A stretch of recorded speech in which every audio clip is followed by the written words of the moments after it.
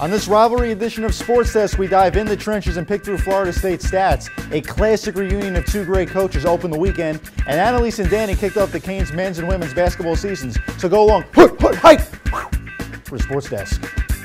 And our play of the day comes from Greenville, North Carolina, East Carolina, and UCF. George O'Leary's Knights have 4 seconds to win it. It's Justin Hallman with time on course and arc for the end zone. Looks like it may be a little bit short, but wait a minute. It's Brashad Perryman in double coverage for the touchdown. Take a second look. Perryman puts on a little bit more gas to get ahead of the defenders. Unbelievable. Here at the Cosford Cinema, we are just hours away from the world premiere of The U, Part 2. One of the things the film does touch on is something all seniors in attendance were familiar with from their very first day as freshmen, the Nave and Shapiro scandal. About 80 men came together to join forces against sexual assault, and for some people, it was an interesting experience wearing pumps. Katie Meyer's ladies take on 1-7 Coppin State tomorrow. Coach Meyer continues to remind her team that the season is one grind at a time as they get ready for conference play. It's quiet now, but in a few hours, the Miami Hurricanes will leave for Shreveport and the Independence Bowl in front of a raucous student rally as the Canes try to break their long-standing bowl drought record since 2006. Welcome to Inside Pitch. I'm your host, Abby Bruins, alongside baseball insider Neil Dwyer. As usual, we'll start off with the 5-Shake Performer of the Week. Neil, who would that be? Well, that would be none other than probably the most improved player of 2014, third baseman Johnny Ruiz. Don't forget, he couldn't charge or field a ground ball at second base in the beginning of the year. Now he's stabbing line drives at third. He's hitting 2 RBI doubles. He has been just tremendous over the weekend, raising his batting average by 40 points, going 6 for 13 with 4 RBI. You take a look at that great hit on Wednesday against FAU. And Jim Morris has just had a tremendous amount of faith and confidence in his young freshman third baseman, as he said after Wednesday's game against FAU. And here we go, the windup, the kick from Salas. The pitch, swung on and missed, and it's a perfect game! Salas did it! A perfect game for Javi Salas! Folks, we just witnessed history! It was a call that made headlines across the country. George Salas on WVOM calling his brother Javi's perfect game. But if you ask George, all he remembers are the emotions. I was standing up the whole last inning. I was standing up, and I just remember the last out, just smiling and just being so happy.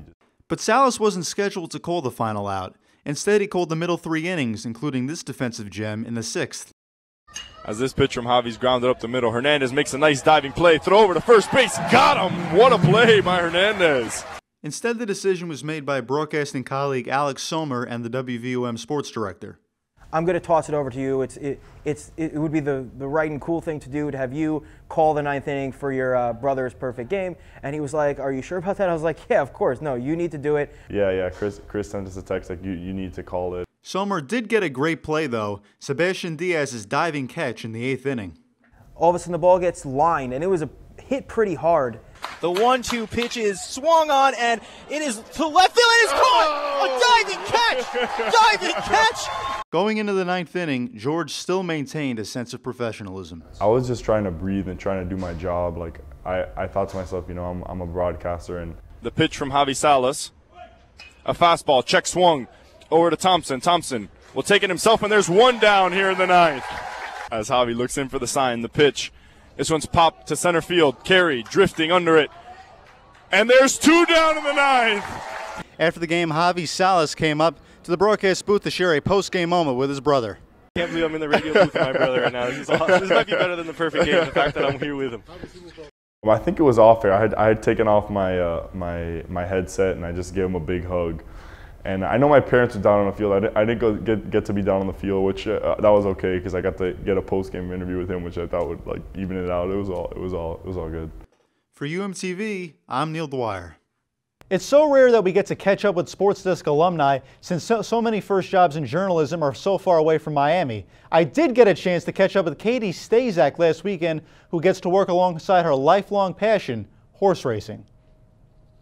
On the West Coast, the Hurricanes' second spring football scrimmage is currently underway at Naples High School.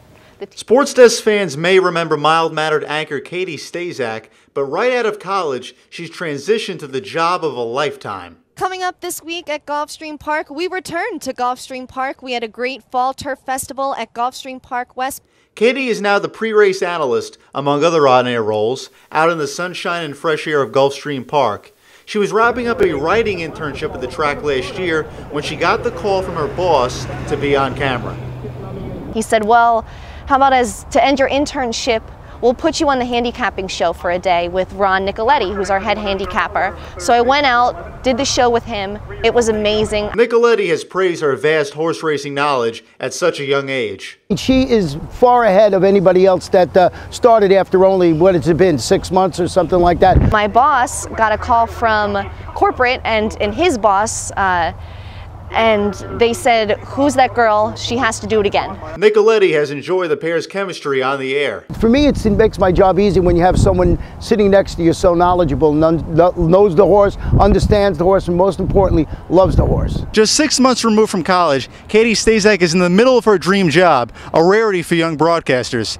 However, Stazak firmly believes that it wasn't the luck of the draw that got her here, and that it is possible to follow your dreams. Don't be afraid to ask. The worst that someone can say is no, and just go for it. And that's what I learned at UM, because I was taught that really nothing was impossible, and I'm really happy about it. I wouldn't change a thing about my time there, and I wouldn't change a thing about what I'm doing now. I'm very happy.